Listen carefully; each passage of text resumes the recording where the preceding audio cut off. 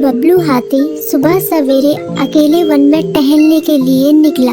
वह अपने ही धुन में चला जा रहा था। लगता था उसके दिमाग में कोई उलझन है जिसे वह सुलझाने की कोशिश कर रहा था। सड़क पर आगे बढ़ते ही उसके सामने चीकू खरगोश भागा। बबलू का पैर उसके ऊपर पड़ने ही वाला था कि चीकू जोर से चिल्लाया। उसकी आवाज सुनकर बबलू ने अपना पैर पीछे खींच लिया।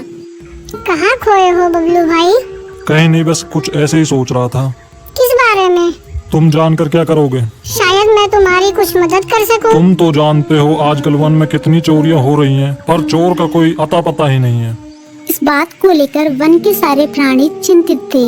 वे वहाँ खुद को सुरक्षित महसूस नहीं कर रहे थे।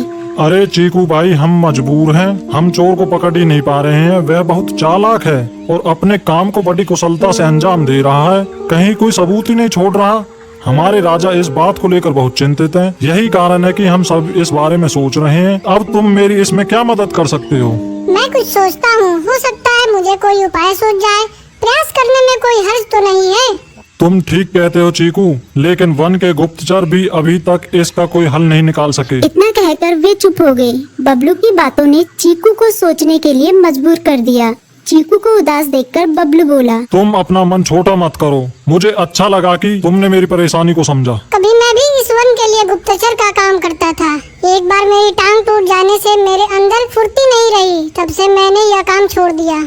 चीकू, तुम चाहो तो यह काम दोबारा कर सकते हो। वन के प्राणी ज्यादातर दिन में भोजन की तलाश करते हैं, वे रात को आराम करते हैं। तुम दिन रात दोनों में ही भोजन की तलाश में निकल सकते हो सकता है रात को तुम्हें कुछ ऐसी बातों का पता चल जाए जो हमारे काम की हो। हाँ बबलू, तुम ठीक कहते हो। मैं आज रात को वन में घूमकर इस बात का पता करने की कोशिश करता हूँ।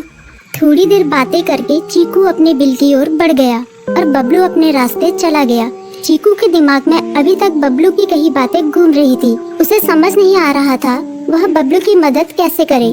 दिन भर वह उसी उधेड़-बुन में लगा रहा।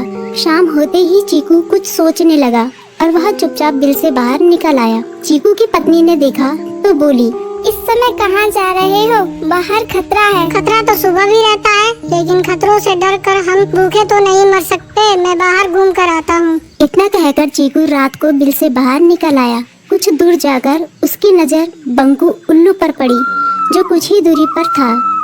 वह पेड़ की डाल पर बैठा अपनी गर्दन चारों तरफ घुमा रहा था। वह तेजी से पेड़ की एक डाल से दूसरी डाल पर उड़ रहा था। बंकू की नजर उस पर नहीं पड़ी थी।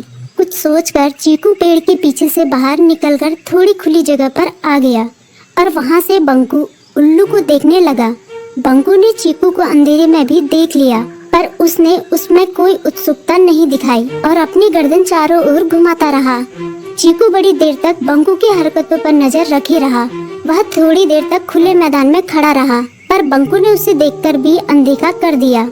उसने महसूस किया कि बंकू के आसपास चमकू चमगादड़ भी मंडरा रहा था। कुछ देर वन में घूमने के बाद चीकू अपने बिल में लौट आया और सुबह होने का इंतजार करने लगा।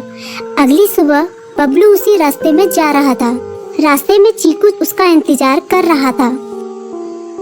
आज बड़ी जल्दी आ गए बबलू। हाँ, आजकल मुझे चिंता की वजह से नींद नहीं आती। कोई नई खबर है क्या? यकीन से तो मैं नहीं कह सकता, पर मैं तुम्हें ऐसे प्राणी का नाम बता सकता हूँ जो शायद चोरों की मदद कर रहा है। कौन है वो? बंकू उल्लू। इतना कहकर चीकू ने रात की घटना उसे ज्यों की त्यों सुना दी। इसे सुनकर बबलू का माथा ठनका। बबलू की आंखें चौंधिया गई। तुम ठीक कह रहे हो। मुझे आज रात बंकू और चमकू पर नजर रखनी होगी। इतना कहकर वे दोनों अपने अपने रास्ते चले गए। बबलू रात को अपने साथियों के साथ बंकू पर नजर गड़ाए रहा। उसकी संदिग्ध गतिविधियों को देखकर बबलू ने उसे उसके साथियों चंकी और संकी लोमड़ के साथ पकड़ लिया। बबलू ने सख्ती से पूछताछ करनी शुरू कर दी। तुम इस समय बंकू चमकू के साथ क्या कर रहे हो? हम चारों दोस्त हैं, इसलिए साथ बैठकर बातें कर रहे हैं।